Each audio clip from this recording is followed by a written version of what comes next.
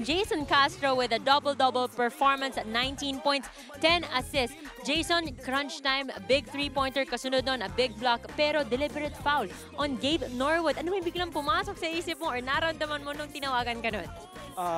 Yun yung instruction sa amin na walang 3. Pero okay lang kasi we're up by 3 naman. So, even na ma-shoot niya yun, basta yun nga, one stop lang sabi ni coach. Ngayon, ang dami nyo nga players, big ang nawala, Matt, Kelly, and then si Troy. Gano'ng kahirap to fill in itong mga nawala sa inyo? Mahirap kasi yun nga, puro foul trouble pa yung mga ibang bigs namin.